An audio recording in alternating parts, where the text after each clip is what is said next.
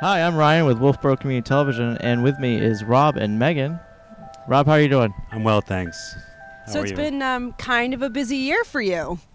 The town has been busily renovating Town Hall, and it's an exciting adventure to be on, and we're bringing it to a close fairly soon here. That's pretty exciting. So it's due to open October 7th.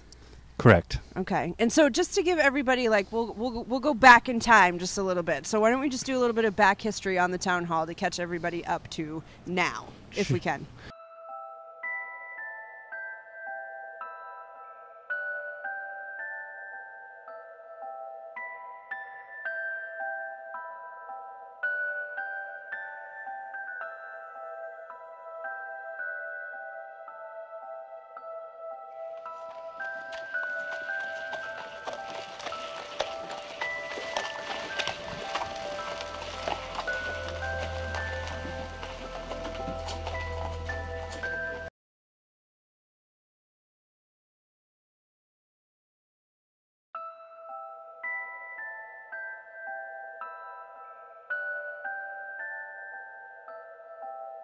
For those who don't remember, the front of the building had 4 doors. This building used to be storefronts for rent, and that's how the building was maintained. Those doors have been eliminated. A new primary door has been added with a central lobby. That door is now aligned with the south gable, which sort of accents the building well, and a new entryway is fully handicapped accessible, bringing us into compliance with the ADA, Americans with Disabilities Act. Why don't we head on inside and start showing you the space. So we've just come through the double doors outside into the main lobby. So this is a completely different feel than what it was before, obviously.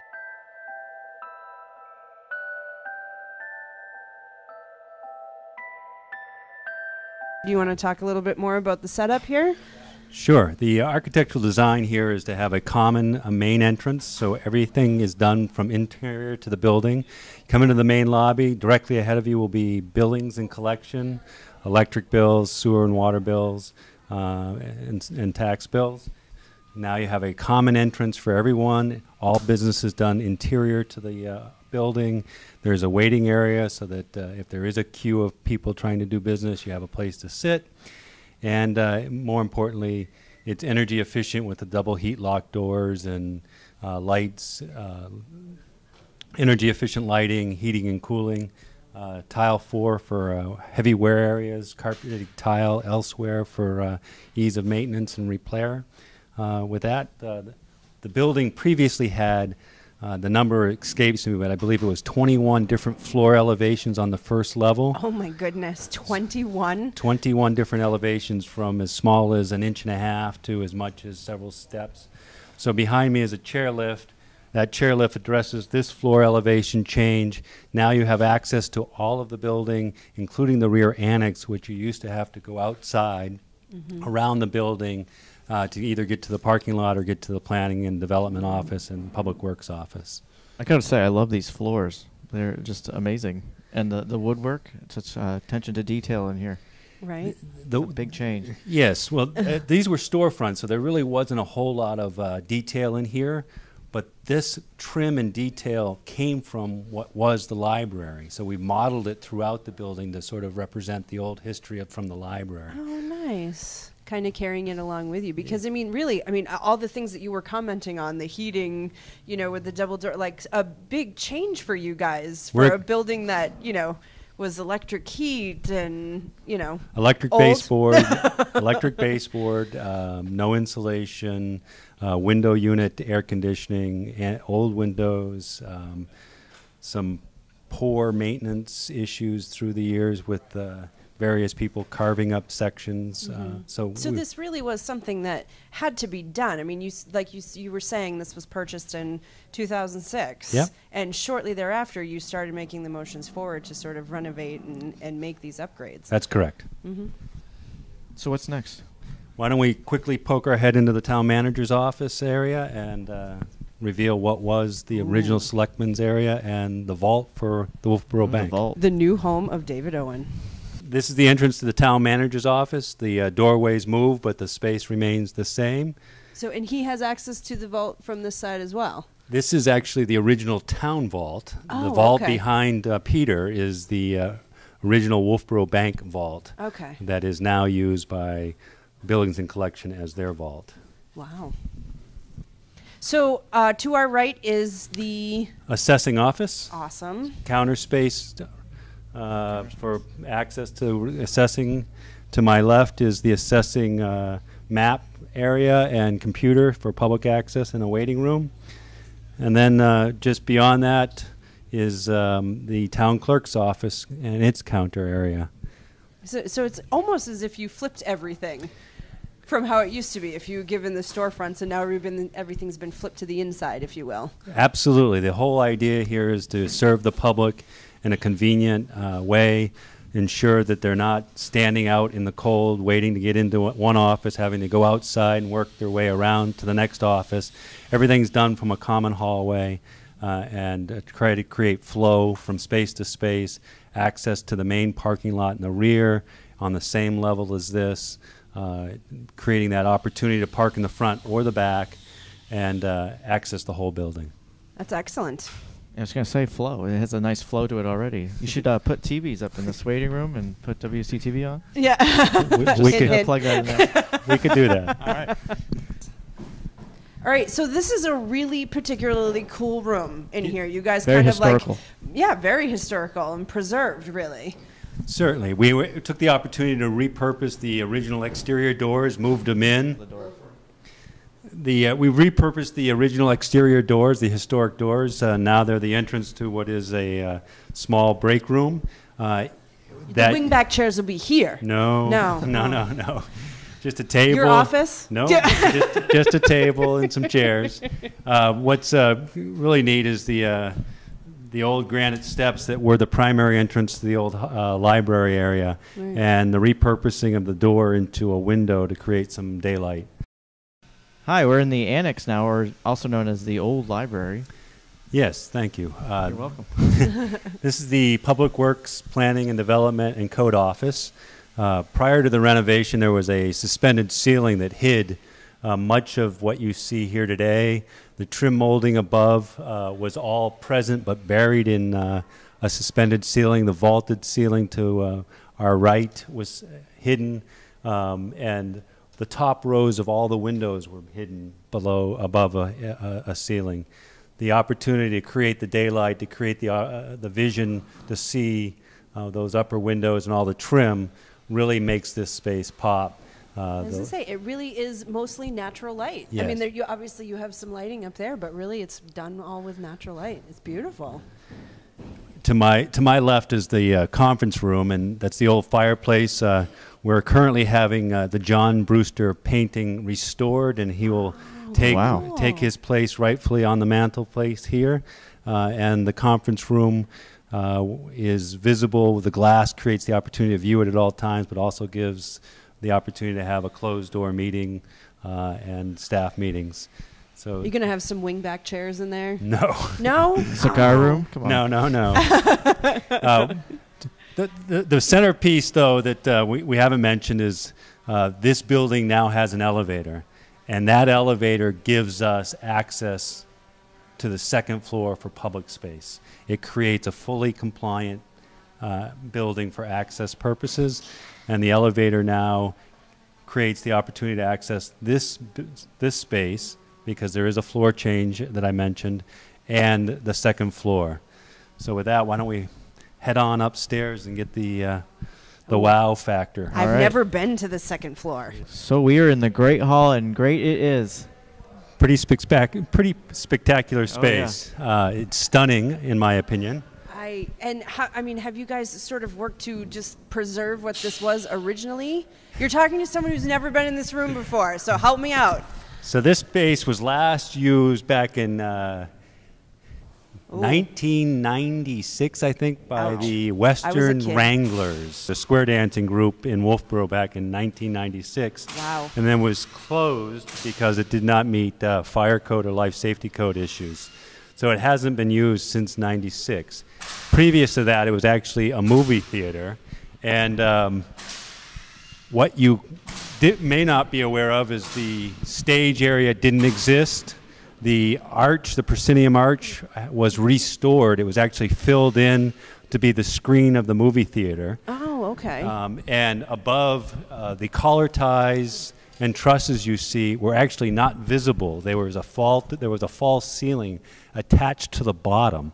So that entire arch was hidden for many, many years. It also hid those 2 windows, right? The 4 windows. The 4 windows. Two yeah, on there's each 2 on side. this side as well. Those gable ends, those gable windows were hidden, and the wooden vent covers that you see all the way up there, those are original, and those were also hidden in the False wall. false so, ceiling. So you really unearthed a lot of stuff in taking this project on. It's pretty spectacular. Yeah, it's amazing in here. And so the goal for this now will be, once it's finished? It'll be public meeting space, Board of Selectmen, Planning Board, Zoning Board of Adjustment, possibly town meeting, all of the functions that we now scatter throughout town to do. The other spaces, it can be used for nonprofit space. As you can see, things are still under construction here. That's what makes it fun. It can be used, as you probably read, the Winter's Farmers Market's been proposed to be held here. Oh, wow. Excellent. Other functions other things that are happening is actually the installation of a caterer's kitchen will be occurring in the next month.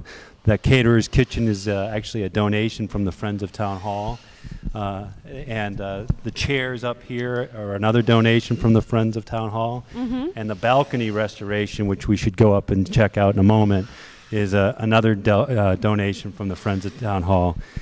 In this space are now public restrooms. The women's restroom is actually in the clock tower proper. The men's restroom is to the right, to the rear, to the right. And the entrance doors will be maintained behind me, and the main access off of Main Street for stairs will be behind me. So we made it up to the balcony. So we have like this spectacular view of the whole space here. And so you were saying like this is all, even a lot of this has been restored. Everything you see has been restored or upgraded. The balcony area has seats coming that is donated by the Friends of Town Hall. If you look, you'll see the lighting has been designed to sort of blend in to the arched vaulted ceiling. You'll also notice, if you look carefully, the air conditioning vents have been put into the walls without being too obtrusive. The space is heated, it's air conditioned, it's modern, but it maintains the historic feel of the building. An ad that continues to maintain that historic feel is this rail that brings this area into compliance with building code, and it's done well and it maintains the feel. And you really have tried to preserve as much of what you could keep to just bring it back to life. I mean, there's a whole, right now it'll be moved and everything like that, but there's a whole stage full of pieces and parts of the old town hall. Yeah, the old Great Hall. All the parts that you see on the stage will be repurposed into parts that will be used to access the stairs to the stage and other components of this building. Nothing's going to go to waste. I see that we have new windows too. Absolutely. All the windows have been upgraded. They are energy efficient, double pane windows. It is exciting, the light that they let in, and the opportunity to have functioning windows, but that are airtight and will resist heat and cold. So through this whole process, we're going to get like personal here for just a second. Like, what would you say has been your absolute favorite piece in this whole project? The unveiling of this vaulted ceiling and the work that's been done up here is just stunning, in my opinion. Yeah. Also, the area that was the old library, the removal of that false ceiling, that suspended ceiling, and the revealing of the decorative detail work up in that area is again stunning, and I think a true opportunity to preserve this landmark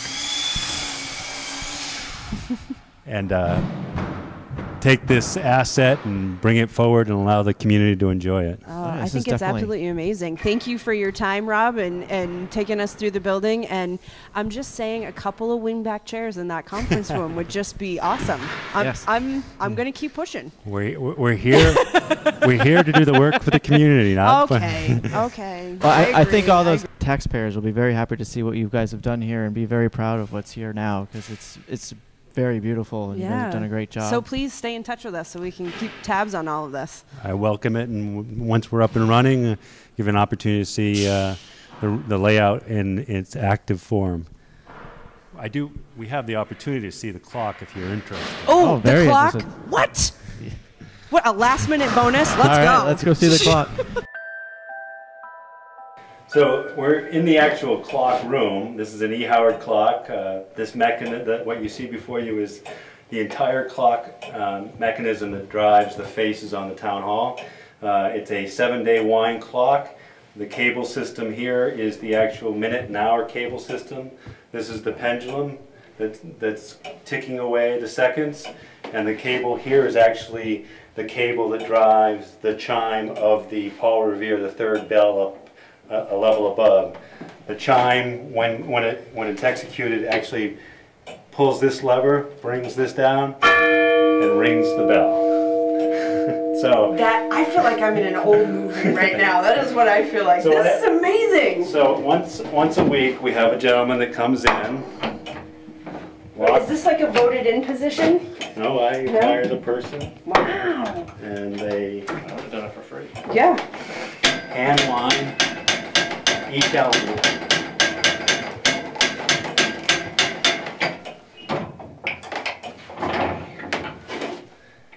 I literally feel like I just stepped in a time warp. You're the hunchback.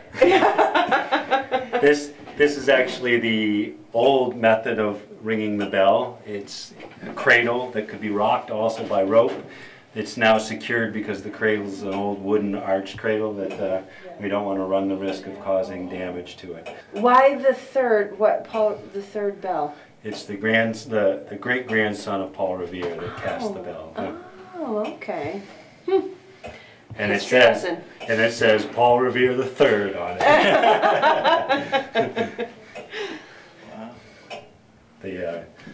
I am such the a nerd operation right now. the operation of the clock face.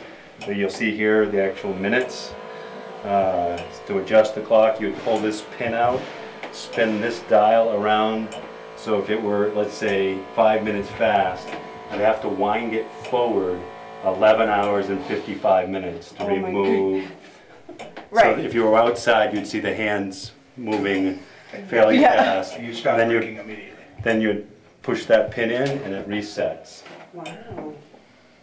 So you had to become educated about all of this too. A little, yes. Yeah. This is amazing. Yep. Still functioning. I can't stop saying that word. Explain what these little guys are on what page is this? So when the actual count for the chime occurs, this will spin around. This mechanism lifts up, unlocks. This actually is the count for how many chimes by the hour. You'll see it's going to chime. If you were to start here, the highest point is actually 1, then it drops to 2, then to 3, then to 4, then to 5, then to 6, and that's how it ticks off the number of strikes on the clock. And it's pretty interesting and complicated mechanism. Anything else? Yep.